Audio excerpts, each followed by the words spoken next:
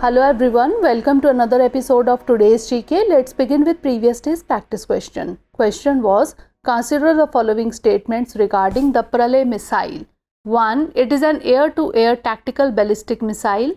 2. It can change its path after covering a certain range in mid-air. Which of the statements given above is or are correct? 1 only, 2 only, both 1 and 2, or neither 1 nor 2. The correct answer is option B, 2 only. Recently, the Defence Ministry has cleared the proposal of buying a regiment of Pralay tactical ballistic missiles for the Indian Army. It is a quasi-ballistic surface-to-surface missile, hence statement 1 is not correct. It is developed by the Defence Research Development Organization, that is DRDO. The missile guidance system includes state-of-the-art navigation and integrated avionics. It can change its path after covering a certain range in mid-air. Hence, statement 2 is correct.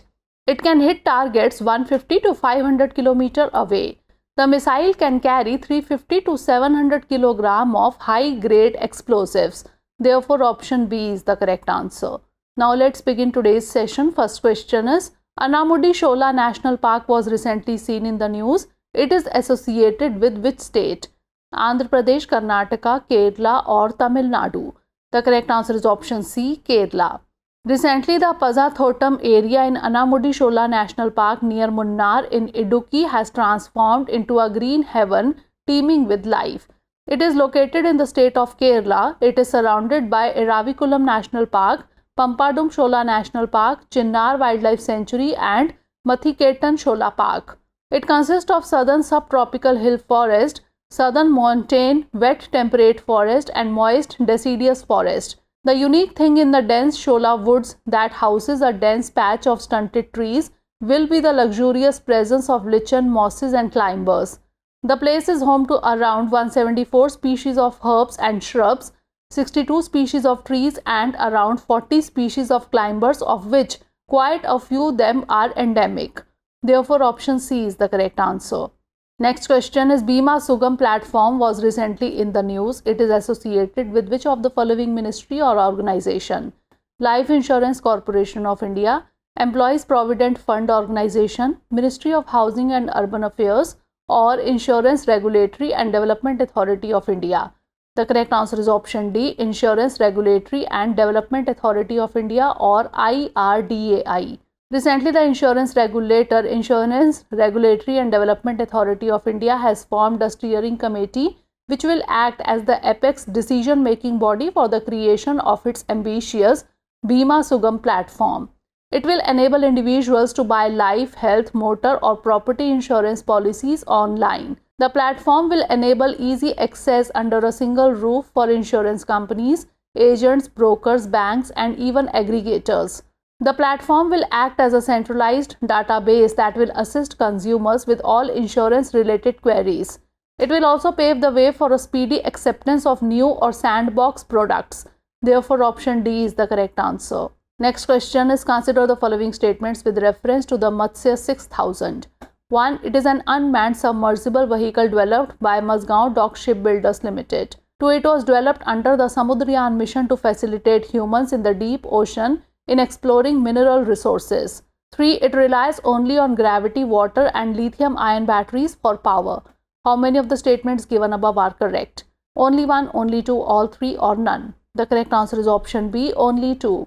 Recently, India is now set to launch Samudrayan involving its first manned submersible called Matsya 6000, which will descend 6,000 meters into the Bay of Bengal with a 3-man crew. It is a manned submersible vehicle developed by the National Institute of Ocean Technology, Chennai. Hence, statement 1 is not correct. It was developed under the Samudrayan mission to facilitate humans in the deep ocean in exploring mineral resources. Hence, statement 2 is correct. It relies only on gravity, water and lithium-ion batteries for power. Hence, statement 3 is correct. It would make India only one among 6 countries, that is Russia, US, Japan, France and China, to have piloted a crewed undersea expedition beyond 5,000 meters. Therefore, option B is the correct answer. Next question is, recently the Shreyas scheme was seen in the news. It is related to economic development for rural communities, empowerment of women in the workforce, providing industry apprenticeship opportunities to graduates, or environmental sustainability initiatives? The correct answer is option C, providing industry apprenticeship opportunities to graduates. Shreyas scheme empowers thousands, over 2,300 crore rupees allocated for the education of SC and OBC students since 2014. Shreyas is a program basket comprising the initiatives of three central ministries, namely the Ministry of Education, the Ministry of Skill Development and Entrepreneurship, and the Ministry of Labour and Employment. It aims to enhance the employability of Indian youth by providing on-the-job work exposure and earning of stipend. Shreyas is a program conceived for students in degree courses, primarily non-technical, with a view to introduce employable skills into their learning, promote apprenticeship as integral to education. Therefore, option C is the correct answer. Next question is, which one of the following best describes the term Vibhav, sometimes seen in the news? It is an anti-tank munition, it is a laser gun, it is an anti-submarine torpedo, or it is a stealth destroyer. The correct answer is option A, it is an anti-tank munition. Recently, 600 indigenously manufactured self-neutralizing anti-tank mines known as Vibhav have been recently inducted into the Indian Army. It is a self-neutralizing anti-tank mine designed and developed completely indigenously in a joint venture with the Defence Research and Development Organization in India. Vibhav is a point-attack anti-tank munition. It is designed to provide mobility kill against all enemy armoured vehicles. The munition is under production by the Kalyani Group for the Indian Army. The munition can be laid both mechanically or manually. A host of safety and actuation mechanisms have been incorporated in Vibhav to make it safe to handle, lethal against targets, and reliable. Therefore, option A is the correct answer. Next question is, consider the following statements regarding the Kisan Rin portal. 1. It helps farmers avail subsidized loans under the Kisan credit card. 2. It fosters seamless integration with banks for more focused and efficient agriculture credit. Which of the statements given above is or are correct? 1 only, 2 only, both 1 and 2, or neither 1 nor 2? The correct answer is option C, both 1 and 2. The Kisan Rin portal will be inaugurated by the Finance Minister and Agriculture Minister. The portal helps farmers avail subsidized loans under the Kisan credit card. Hence, statement 1 is correct. It was developed in collaboration with multiple government departments. It offers a comprehensive view of farmer data, loan disbursement specifics, interest, subvention claims, and scheme utilization progress. It fosters seamless integration with banks for more focused and efficient agriculture credit. Hence, statement 2 is correct. Therefore, option C is the correct answer. Next question is, consider the following statements regarding the Serious Fraud Investigation Office. 1. It is set up by the Government of India on the recommendations of the Naresh Chandra Committee on Corporate Governance.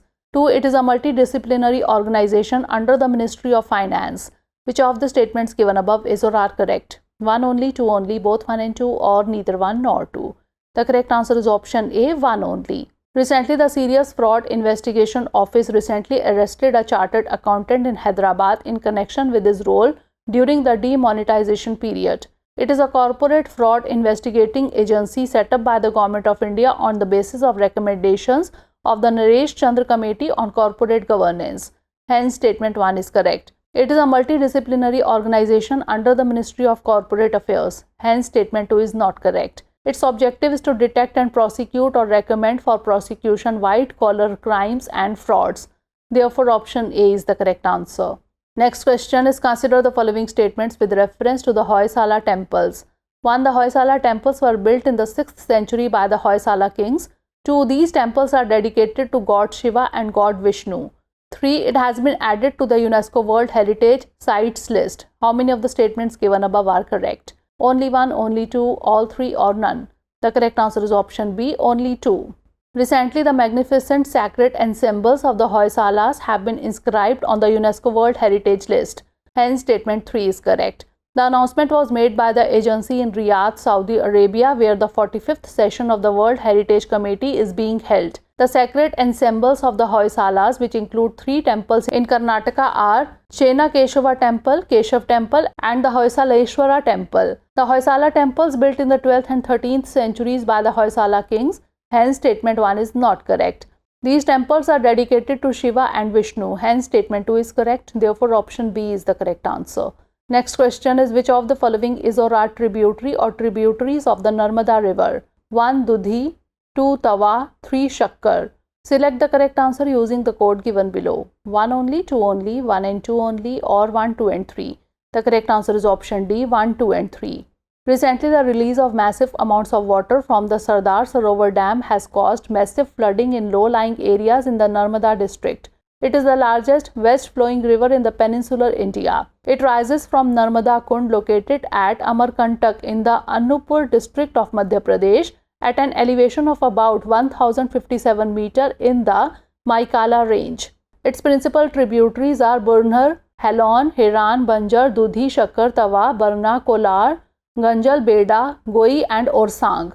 The river flows through Madhya Pradesh, Maharashtra and Gujarat between Vindhya and Satpura hill ranges. It falls into the Gulf of 𝐾𝐽 in the Arabian Sea about 10 km north of Bharuch, Gujarat. Therefore, option D is the correct answer. Last question is, recently the term Batillipes kalami was in the news. It is related to marine tardigrade species, newly discovered island, black hole or invasive plant species. The correct answer is option A, marine tardigrade species. Recently, researchers at the Cochin University of Science and Technology have identified a new species of marine tardigrade which they have named after the late former president and scientist APJ Abdul Kalam. The new species discovered from Mandapam in southeast Tamil Nadu belongs to the genus Batillipes and has been named Batillipes kalami. Tardigrades are extremely tiny animals whose size is measured in micrometers. They are known for their extraordinary resilience and survival instincts. It has a trapezoid-shaped head with sharp-tipped filament-like appendages extending from it. All 4 pairs of legs possess sensory spines of varying lengths. The marine species are smaller than their terrestrial counterparts and also tougher to identify. Therefore, option A is the correct answer. Now it's time for the practice question. Consider the following statements regarding the Registration of Births and Deaths Amendment Act 2023. 1. It provides the digital records of all births and deaths in India through a portal. 2. It allows the central database to be used for the updation of the National Population Register and electoral rolls. Which of the statements given above is or are correct? 1 only, 2 only, both 1 and 2, or neither 1 nor 2? Send the answer of this question in the comment section. Stay tuned for the next episode. Thanks for watching.